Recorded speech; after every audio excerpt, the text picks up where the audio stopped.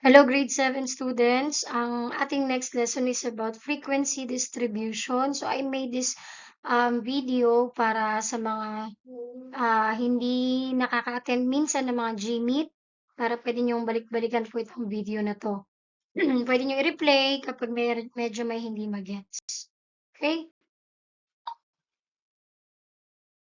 So, the objective is to cite importance of gathering, collecting data in real-life situation, and also make a frequency distribution table. So, after this video, I will give a quiz activity where you're going to make a frequency distribution table. Okay, so yun po ang gagawin ninyo, frequency distribution table.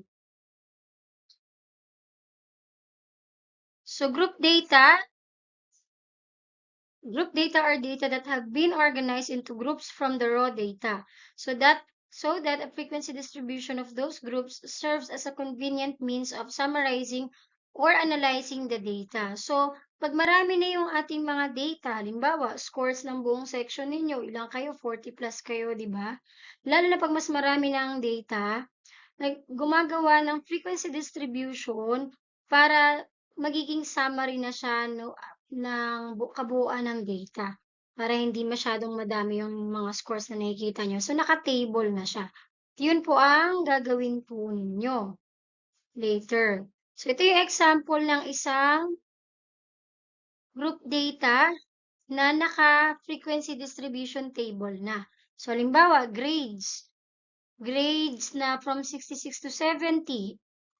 71 to 75, 76 to 80, 81 to 85, 86 to 90, 91 to 95, tsaka 96 to 100. So, halimbawa, may tatlong student ang nakakuha ng grade na 96 to 100 sa isang, sabihin na natin sa subject ng math, for example.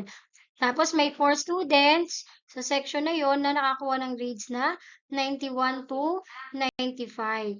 Then, 5 naman ang nakakuha ng grades na 86 to 90 and yan. So, may nakapaloob siya sa mga class interval. Ito yung mga groups o class interval, no? So, yung class 96 to 100, class 91 to 95, kumbaga group lang po siya. Okay? So, pag inad tong frequency, 3 plus 4 plus 5 plus 11 plus 10 plus 4 plus 3, ang total niya ay 40, no? N is 40. So, ibig sabihin, merong 40 na students in this data example na may mga ganitong grades pasok sa mga classes na to.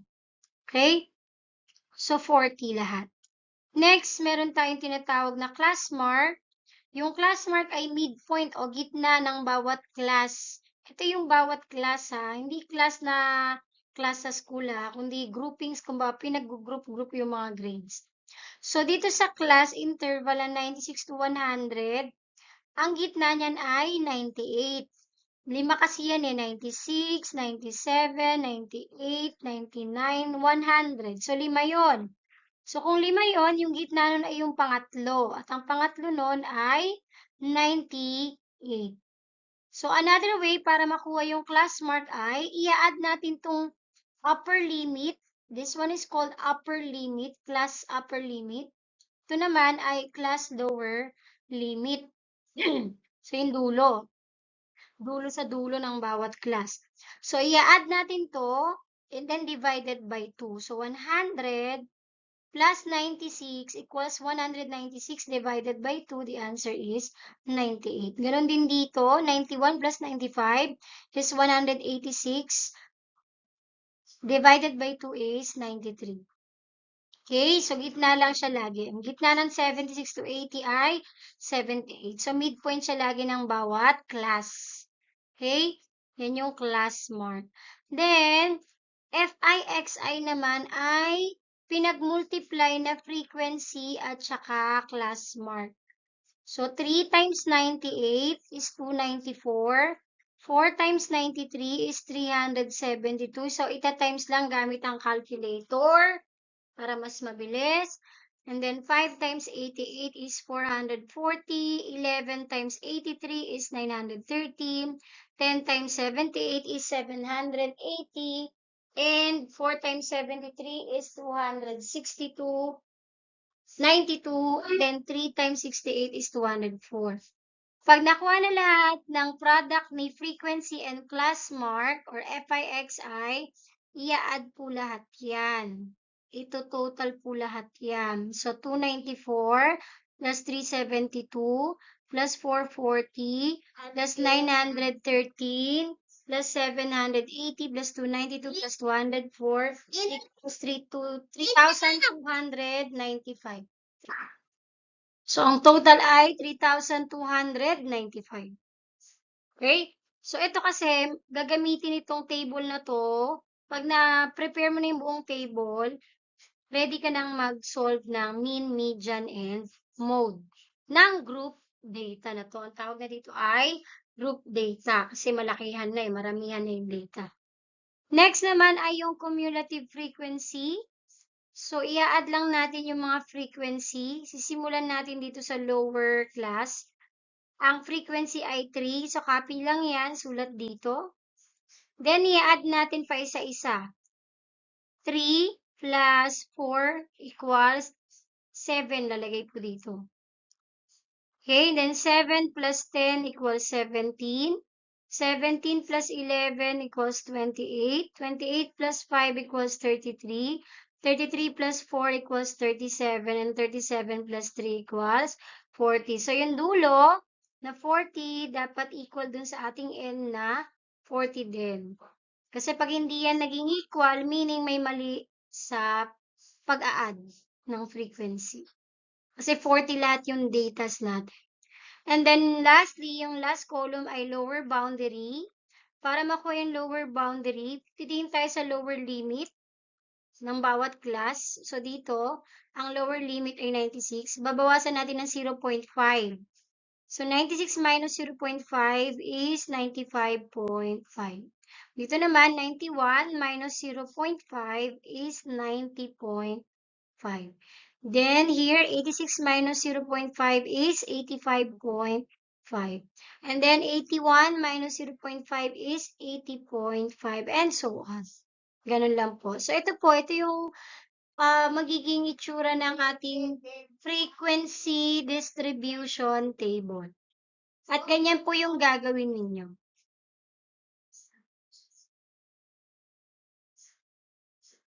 So, ayan. Okay, so yung class limit, these are the end values of each class interval. End values, so yung mga dulo-dulo. So, sa kanan, ito yung upper limit, upper class limit. Dito naman ay lower class limit. Class size naman, difference between two consecutive upper limits. So, halimbawa, ito, parehas upper limit yan. Consecutive upper limit yan, magkasunod na upper limit. So, i-minus lang natin yan. 100 minus 95 is 5. So, yun ang ating class size. Class size is 5 or letter I is 5. Yung I kasi represents the class size. Next, the class boundary. Class boundary is a point halfway between consecutive classes. So, ito yung ating lower boundary kanina. No? So, yan yung, halimbawa, ito 70.5. Yan yung gitna between 70 and 71. So, sa gitna nitong dalawang class na to. Next, we have the class mark. Ito po yun. So, class mark is the midpoint of class interval, serves as the representative value for the class. So, midpoint siya o gitna ng bawat class interval. Okay, so let's have an example na kung saan tayo ay mag-create ng frequency distribution table. So, halimbawa, ito yung mga scores ng mga students. 50 lahat to. 50 scores. So, halimbawa, 50 students. Ito yung mga scores nila. Gawan natin ng frequency distribution table. So, binilugan ko na yung lowest score at saka highest score. Ang lowest score ay 21, the highest score is 48. So, bago tayo mag-start, unang-una natin gagawin ay solve natin yung range. The range is highest score minus lowest score. So, ang highest score natin ay 48. Ang lowest score natin ay 21. So, 48 minus 21 is equal to 27. Yan ang ating range. And then, the next step is mag-decide tayo kung ilang classes ang gagawin natin. So, 6 classes na lang tayo. 1, 2, 3, 4, 5, 6. So, kung 6 classes ang bubuuin natin, i-divide natin yung range sa 6. So, 27 divided by 6. 27 divided by 6 is 4.5. So, hindi siya sakto. May decimal siya. So, yung next whole number or integer ang gagawin natin. So, from 4.5 gagawin nating 5. Yan ngayon ang ating magiging class size o letter I. Class size natin ay 5.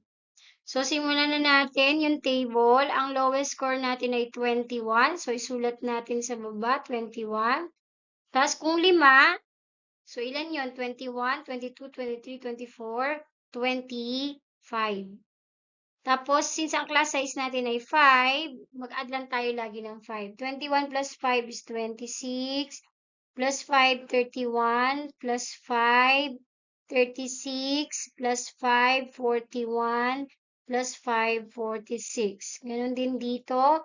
25 plus 5 is 30, plus 5 is 35, plus 5, 40, plus 5, 45, plus 5, 50. Yan. So, yun lang. Paano nakuha itong mga class intervals na to? Una, sinolve muna yung I. Range divided by kung ilan yung classes na bubuuin mo. Tapos, i-round off lang to the next integer. Yun ang magiging class size. At yun ang i-add. Isulat yung lowest score and then plus ka lang ng plus nung ating class size. Yan.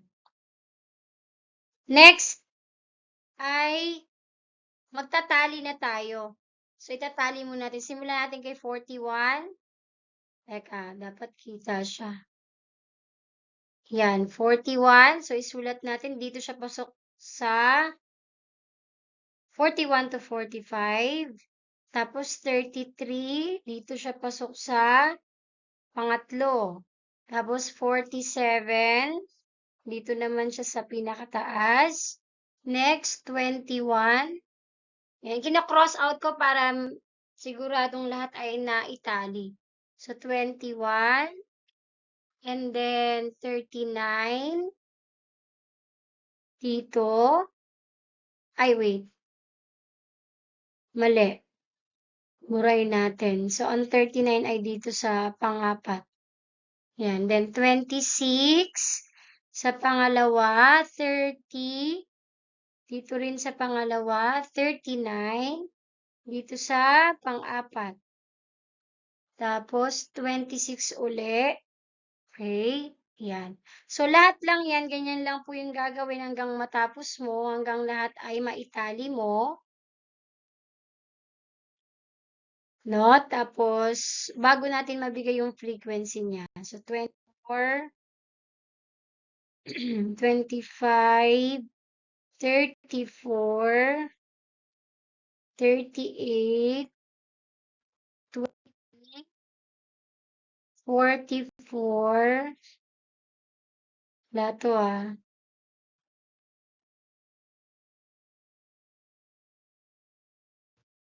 Wala yan. 3. So, careful tayo sa pagtatali. 33 uli. 6. So, dito, 26. Pag pang-5 na, ganito na yung itsura para mas madaling maitali. Yan. Tapos, 48, 31, okay? 46, 40, 48, 35, 22, 27, 45, 28, 27, dalawa, 1, 2, 40, 24, 37, 41, 36, 28, okay, 26, 35, 45, 32, 32, asan yung 32? Ayun. 39, 43, 38, 42, 36, 45, 34, and 28. Yan. Tapos, sulat na lang natin. So, wala muna yan ha. Frequency pa rin tayo. So, ang frequency natin ay 4, ito ay 8, ito ay 11, ito ay 9, ito ay 12, at ito ay 6. Yan yung magiging frequency. Dito siya ilalagay. Yan. So, ganun po. And then, tsaka nyo na kunin yung class mark na gitna ng bawat class interval. FIXI na pinag-multiply na frequency tsaka class mark. Cumulative frequency, yung ina-add lang pa isa-isa. And then, lower boundaries, 0.5 yung mga lower limits.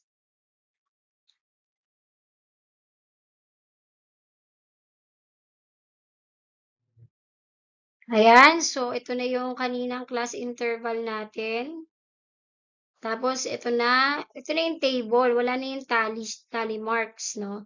So, 4, 8, 11, 9, 12, and 6. And then, i-add lahat yan. Total is 50 kasi 50 scores lahat yung ating ni-record o tinali. Then, xi is again the midpoint of each class intervals, no? 46 plus 50 is 96 divided by 2 is 48. Yan yung gitna nitong 46 to 50. Yan, 43, dito 38, 33, 28, 23. And then, multiply lang natin frequency and class mark. 4 times 48, 192. Okay, so 4 times 48, 192. 8 times 43, 344. 11 times 38, 418. 9 times 33 is 297. And so on. And then lastly, pag natapos na yung FIX, ay i-add po lahat yan. 192 plus 344 plus 418 hanggang dulo.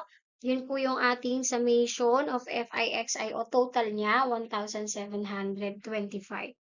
Then, ang cumulative frequency natin, sisimulan natin dito sa baba. Copy mo lang yung unang frequency na 6.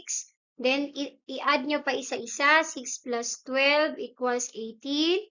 18 plus 9 equals 27. 27 plus 11 equals 38 plus 8. 46 plus 4 is 50. Na 50, same ng ating value ng n. And then last column, lower boundary, babawasan lang yung mga lower limit ng 0.5. Si 46 minus, ay dito tayo sa baba, 21 minus 0.5 is 20.5.